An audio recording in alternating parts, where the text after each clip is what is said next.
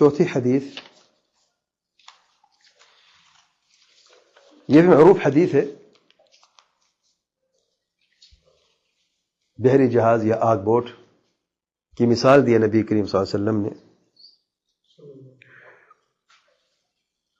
میں حدیث پوری سنا دیتا ہوں پھر اس پر بات کرتے ہیں. حدیث یہ ہے، یہ حدیث صحیح بخاری اور سنن ترمذی میں یہ روایت موجود ہے. صحیح بخاری حدیث نمبر 2493 2493 اور ترمذی حدیث نمبر 2173 2173.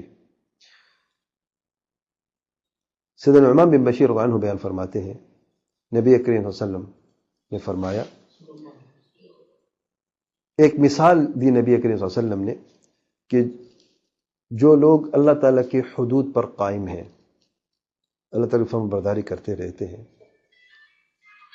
ان کی مثال اور ان لوگوں کی مثال جو اللہ تعالیٰ کی حد پار کر جاتے اور نافرمانیاں کرتے رہتے ہیں، ان کی مثال ایسی ہے جیسے کہ ایک قوم نے جو کشتی پہ سوار ہوئی، بحر جہاز میں سوار ہوئے اور انہیں آپس میں قرعہ اندازی کی، قرعہ کیا کہ اس کشتی کے یا اس بحر جہاز کے اوپر والے حصے میں کون رہے گا اور نیچے والے حصے میں کون رہے گا. تو اس قرعے سے جن لوگوں کو نیچے والا حصہ ملا، یعنی دو حصے میں تقسیم ہو گئے، بعض لوگوں نیچے والے حصے میں چلے گئے، بعض لوگ اوپر والے حصے میں. تو جب نیچے والے حصے کے لوگوں کو پانی کی ضرورت پڑتی تو وہ اوپر والے حصے میں جو لوگ رہتے ہیں وہاں سے گزرتے، پانی لے کے پھر واپس آ کے نیچے آتے. تو انہوں نے یہ کہا، آپس میں مشورہ کیا، اگر ہم اس بحری جہاز میں یا اس آگ بوٹ میں سوراخ کر دیتے تو پانی ہمیں یہاں سے مل جاتا، آسانی ہو جاتی، اور ہم اپنے اوپر والے ساتھیوں کو بھی تکلیف نہ دیتے، یعنی ان کو اذیت نہ ہوتی. اصل مقصد کیا ہے کہ ان کو اذیت نہ ہو، جو اوپر والے لوگ ہیں ان کو اذیت سے بچانے کے لیے اب کشتی میں سوراخ کرنا چاہتے ہیں. نبی کریم صلی اللہ علیہ وسلم فرماتے ہیں، اگر اوپر والے ان کو چھوڑ دیں تو پھر سارے ہلاک ہو جائیں گے، اور اگر ان کو منع کریں اور پکڑ لیں تو پھر سب نجات حاصل کر لیں گے.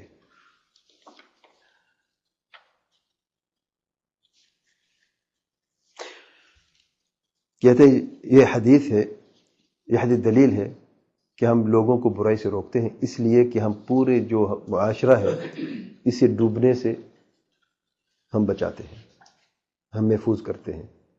جب تک اس معاشرے میں جو برائی ہے اس برائی کو آپ روکیں گے نہیں اور ہم سب مل کے روکیں گے نہیں تو برائی بڑھتی جائے گی، پھر یہ پورا معاشرہ ڈوب جائے گا. یہ حدیث جو ہے، اس حدیث میں ایسے الفاظ ہیں جو آپ کے عمل کے بالکل اپوزٹ ہیں، خلاف ہیں. نمبر 1، ان لوگوں نے نہیں عن المنکر کیا، برائی سے روکا. یعنی حدیث کا بنیادی پیغام کیا ہے؟ نہیں عن المنکر. کوئی آپ سے پوچھے کہ نہیں عن المنکر کی کوئی دلیل مجھے سنائے، کوئی حدیث، تو اب یہ حدیث سنا سکتے ہیں. نہیں عن المنکر کی واضح دلیل ہے کہ اس حدیث کا بنیادی پیغام ہے نہیں عن المنکر، برائی سے روکنا. تو کیا آپ لوگ برائی سے روکتے ہو؟ حقیقتاً آپ کے تبلیغی منہج میں امر معروف تو موجود ہے، حقیقتاً عمل اسی پہ ہے، لیکن نہیں عن المنکر صرف نام ہے، حقیقت میں موجود نہیں ہے. آپ لوگ نہیں عن المنکر نہیں کرتے، لوگوں کو برائی سے نہیں روکتے، اور آپ لوگ خود کہتے ہیں کہ اگر ہم برائی سے لوگوں کو روکیں گے تو پھر امت میں تفرقہ پیدا ہوتا ہے، امت منتشر ہو جائے گی. آپ لوگوں کو اچھائی کا سبق سکھائیں، اچھائی کی طرف بلائیں، نمازی بنا دیں، اور کیونکہ نماز بدی اور برائی سے روکتی ہے تو پھر یہ لوگ خود بخود ان برائیوں سے توبہ کر لیں گے جن برائی کو یہ ارتکاب کرتے ہیں. تو نہیں عن المنکر، اور آپ بالکل دور ہیں، آپ سے دور ہے بالکل. دوسری بات، آپ ذرا غور و فکر کریں، آپ ان دونوں میں سے جو کشتی میں سوار ہوئے لوگ اوپر والے حصے نیچے والے حصے میں. اب دونوں والے حصے میں کون سے ہیں؟ نیچے والے اوپر والے. آپ لوگ سمجھتے ہیں کہ اوپر والے ہیں جو برائی سے روک رہے ہیں، اور حقیقت دیکھا جائے آپ تو وہ لوگ ہیں جو اس کشتی میں سوراخ کرنا چاہتے تھے. کیسے؟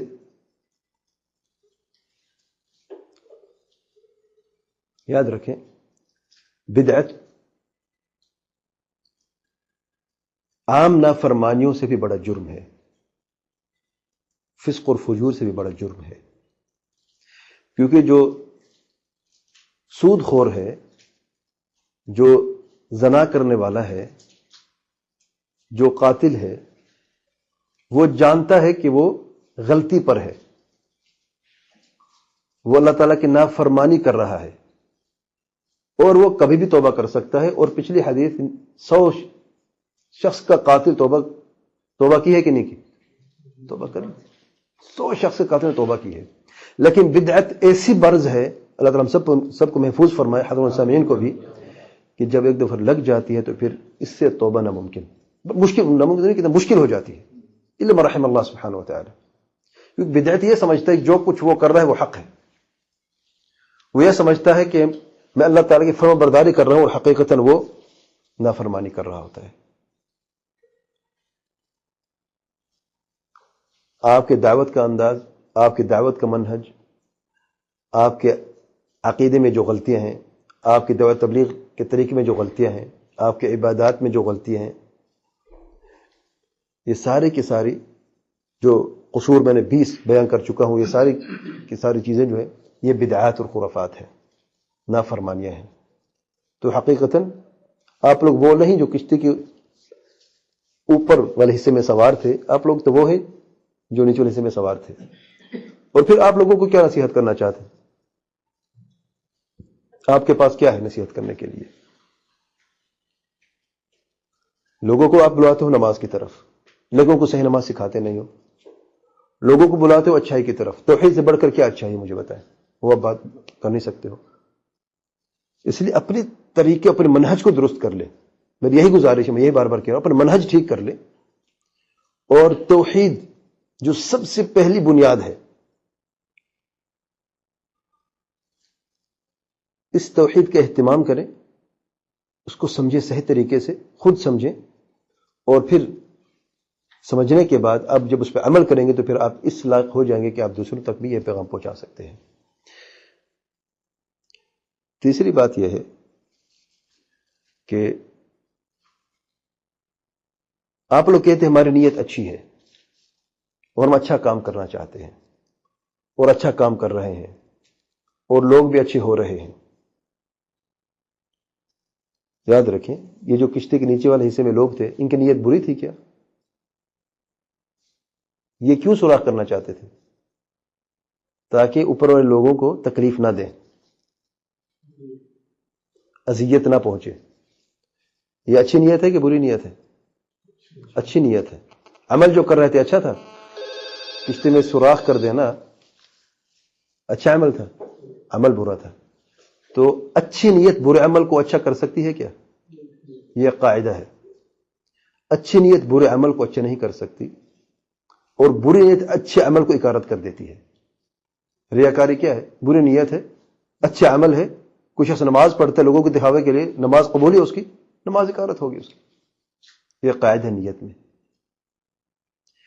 تو آپ لوگ بھی کہتے ہیں ہماری نیت اچھی ہے، لیکن آپ کا دعوت کا طریقہ، انداز اور منہج جو بنیادی بات ہے وہ بالکل الگ ہے.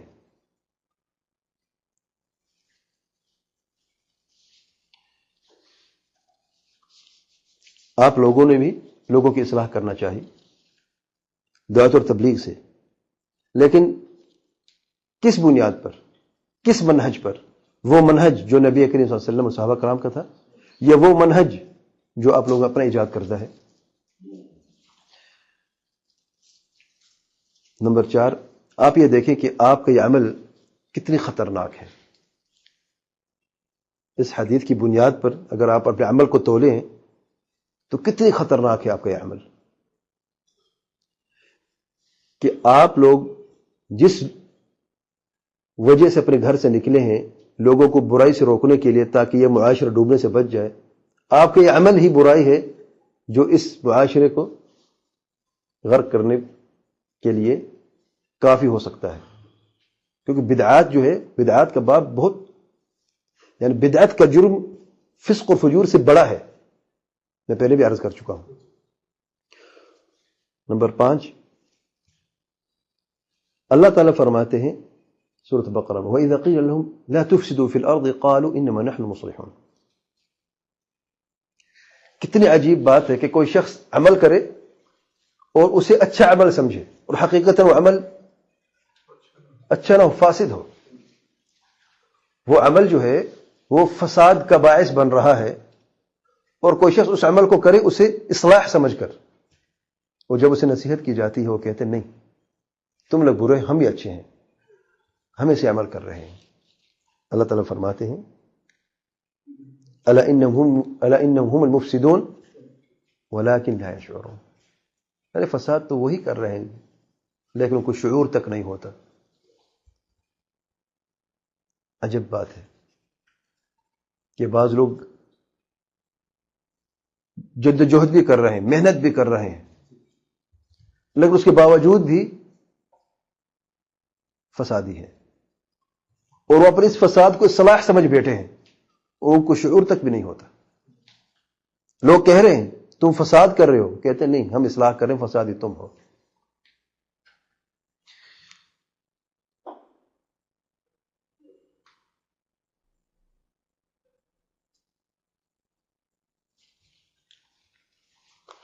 نمبر 5، آپ بھی تھوڑا سا انصاف سے کام لیں. آپ لوگوں کو نصیحت کرنا چاہتے ہیں تو پھر آپ لوگوں کو بھی نصیحت سننی چاہیے نا کسی کی.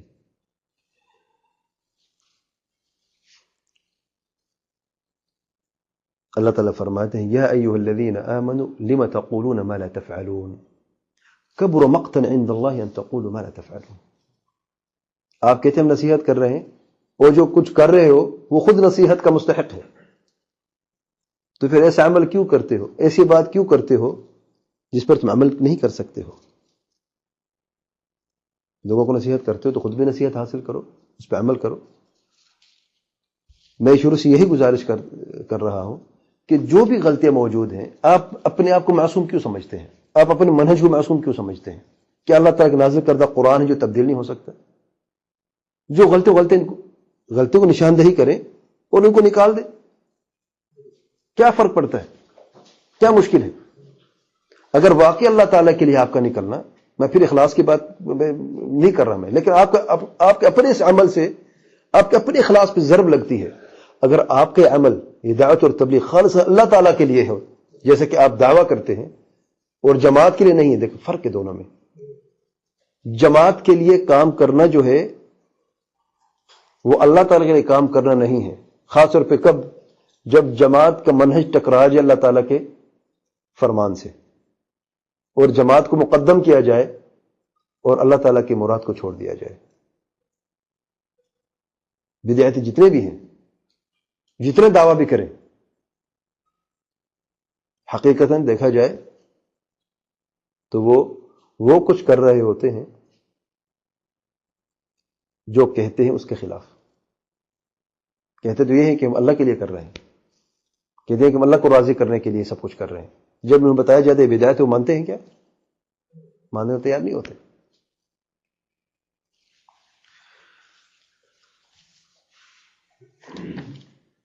یہ 4 احادیث جو سب سے زیادہ،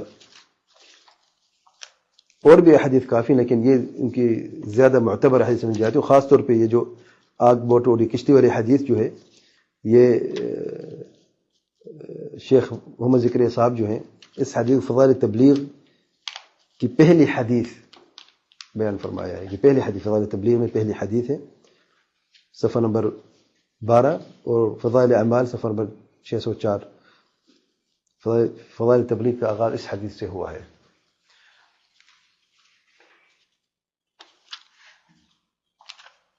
آج درس میں اتنا کافی ہے. اگلے درس سے غلط فہمی نمبر 5 سے انشاءاللہ درس کا آغاز کریں گے. اللہ تعالیٰ سے دعا میں علم نافع عمل صالح کی توفیق عطا فرمائے، قرآن اور سنت پر چلنے کی سلف صالح روش منہج کو سمجھنے کی توفیق عطا فرمائے. سبحان ربک رب العزة عما يصفون وسلام الحمد لله رب العالمين وصلى الله وسلم وبارك على نبينا محمد وعلى آله وصحبه أجمعين.